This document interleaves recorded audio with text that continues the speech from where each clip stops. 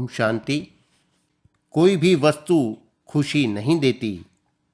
प्यारी दीदी के शब्दों में हम बात कर रहे हैं खुशहाली के पैमाने की। जब हम संवेदना के स्तर को देखते हैं तो वो ऊपर नीचे होता है। जब हमने अपने आप को देखा तो हमने कहा था कि 1 मिनट का पॉज अर्थात विराम जरूर लें और देखें कि दिन भर में आपकी खुशी गुम होती है या ऊपर नीचे होती है।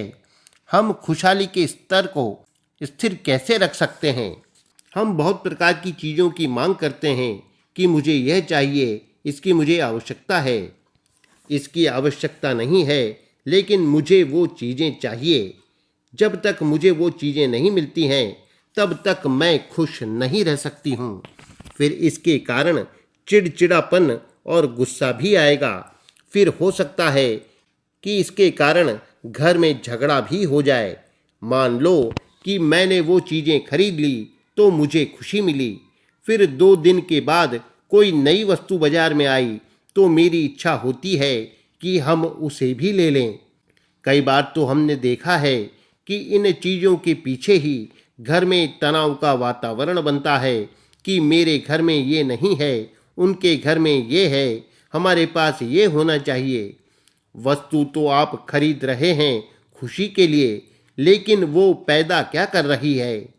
जो वस्तु हम खरीद रहे हैं उसके बारे में बहुत ही अच्छी तरह से समझ लेना चाहिए कि ये शरीर को आराम देने के लिए बनी है, मन को खुशी देने के लिए नहीं। शरीर को आराम देने के साधन इकट्ठे करने में हम कहीं न कहीं अपने मन को सारा दिन परेशान कर रहे हैं। आपको मालूम है कि इससे मैं अपने अंदर ईर्ष्या की, प्रतिस्पर्धा की भावना पैदा कर रही हूँ। यह तो कहानी का सिर्फ एक भाग है। अब इसका क्या हाल है? और फिर इसको तो अगले दिन जितनी देर आप कुर्सी पर बैठेंगे उतनी देर तो आराम से रहेंगे। शरीर के आराम का ध्यान रखने का क्या अर्थ है? जितना ध्यान हम शरीर के आराम का रखते हैं उतना ही ध्यान इस वस्तु का भी रखते हैं। अब मन के आराम का ध्यान कौन रखेगा? मन के आराम का ध्यान रखने का आपको ख्याल रखना पड़ेगा।